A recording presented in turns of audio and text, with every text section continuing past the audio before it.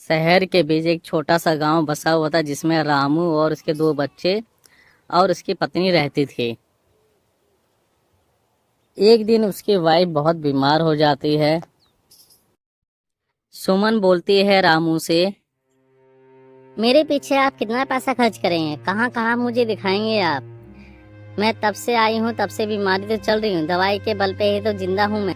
ऐसा नहीं है सुमन, तुम्हारे पीछे चाहे जितना पैसा लग जाए मैं लगा के रहूंगा, बस तुम ठीक होनी चाहिए। बस तो तुम्हारे पीछे सारा परिवार है जो कि आगे चल के तुम्हें देखभाल करनी है।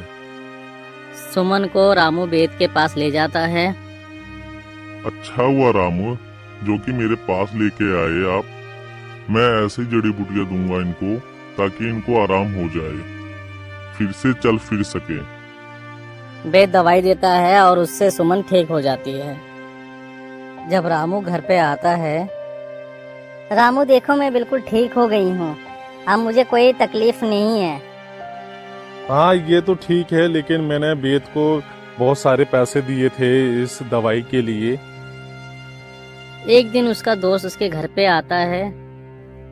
और रामू कैसा चल रहा है जीवन? सब सही सुख और मय है? नहीं यार, कुछ सुखमय नहीं है। पत्नी बीमार हो गई थी बीच में, मैंने उधार लेके उसको दवाई करवाया है वेद से। उसने बहुत सारे पैसे ले लिए हैं लेकिन उसको आराम है। कहीं काम मिल जाता तो बहुत अच्छा होता। मैंने सुना है कि प्रधान के यहाँ धोबी का काम खाली है और तुम चाहो तो धोबी का काम कर सकते हो। हाँ मैं काम करने के लिए तैयार हूँ, काम चाहे जैसा हो, बस मुझे काम मिलना चाहिए क्योंकि पैसे की बहुत जरूरत है मुझे। ठीक है, मैं बात कर लूंगा प्रधान जी से, कल सुबह तुम चले जाना, वो तुम्हें रख लेंगे। जब रामू प्रधान के घर पे पहुंचता है तो प्रधान रामू से बोलता है कि आओ रामू, क्या क्या काम कर लोगे तुम, ये बताओ। मालिक मैं कुछ भी कर लूंगा, आप जो भी काम देंगे मुझे। ठीक है, आज से तुम धोबी का काम देखोगे। रामू प्रधान के घर पे काम करने लग जाता है, लेकिन उतने ही पैसों में वो अपने बच्चों को पढ़ा लिखा नहीं पाता है। एक दिन उसके घर पे एक साधु बाबा आते हैं। बच्चा कुछ हो दो, मुझे बहुत जोर से भूख लगी है। जी बाबा, घर के अंदर आ जाओ और बैठ जाओ, मैं लेके आता हूँ जो घर में है। रामू घर के अंदर जाता है, जो कुछ होता है उसके घर में वो बनाकर लेके आकर साधु बाबा के आगे परोस देता है। बाबा मेरे घर में यही था और मैं ये लाके आपको दे दिया है, मुझे क्षमा करना आपका पेट ना भरे तो। कोई बात नहीं बच्चा, इतना मेरे लिए बहुत है, इतने में मेरा पेट भर जाएगा। मुझे लगता है तुझे कोई चिंता जो अंदर से खाई जा रही है, मुझे बता क्या बात है ऐसा। बाबा ऐसा कुछ नहीं है, बस जब जरा सी गरीबी है जो कि मैं अपने बच्चों को पढ़ा नहीं पा रहा, अच्छी शिक्षा नहीं दे पा रहा मैं। बस इतनी सी ही बात है तो उसके लिए इतना परेशान हो रहा है? ज्यादा परेशान ना हो, उसको मैं देख लूंगा। क्या करूं बाबा, मैं बहुत गरीब हूँ, चिंता तो रहेगी ना, क्योंकि मेरे पास पैसे तो है नहीं, मैं जो अच्छे स्कूल में डाल के इन लोगों में पढ़ा सकूं। कोई बात नहीं बेटा, तू ज्यादा चिंता मत कर, तू अपने बेटे को मेरे साथ भेज दे, मैं अपने साथ रखूंगा उसको कुटिया में और सब कुछ उसको मैं सिखा दूंगा। रामू कुछ देर सोच के और अपने बेटे यशमन को साधु बाबा के साथ भेज देता है शिक्षित होने के लिए। एक दिन प्रधान के घर चोरी होती है। मुनी, मेरे कपड़े में 50,000 रुपए पड़े हुए थे, ये सारे पैसे कहाँ गए? मुझे मिल नहीं रहे हैं। मालिक मैंने कपड़े धोने के लिए रामू को दिया था, शायद उसने निकाले होंगे। प्रधान रामू को बुलाता है अपने घर पर। रामू, क्या तुमने मेरी जेब से पैसे निकाले हैं? नहीं मालिक, मैंने आपकी जेब से पैसे नहीं निकाले हैं, जब मैं कपड़े धोने के लिए ले गया था उसमें कोई पैसा नहीं था।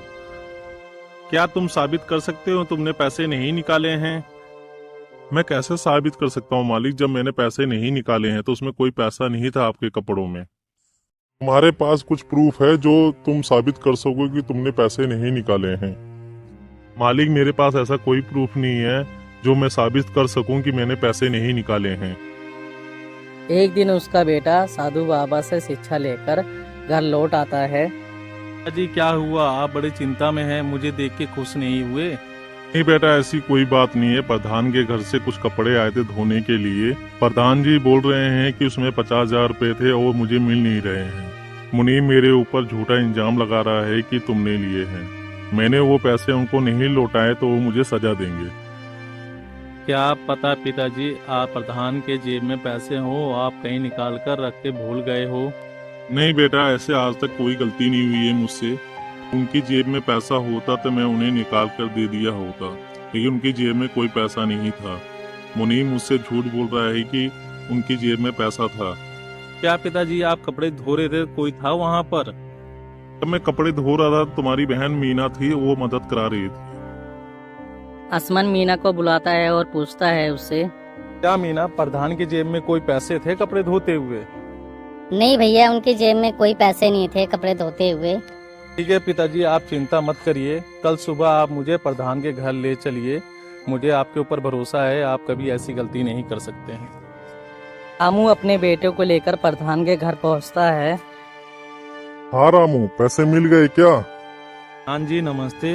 मैं आसमान हूँ, रामू का बेटा। मैं आपके पैसे दिलाऊंगा। ठीक है, मुझे दिलाओ मुझे मेरे पैसे।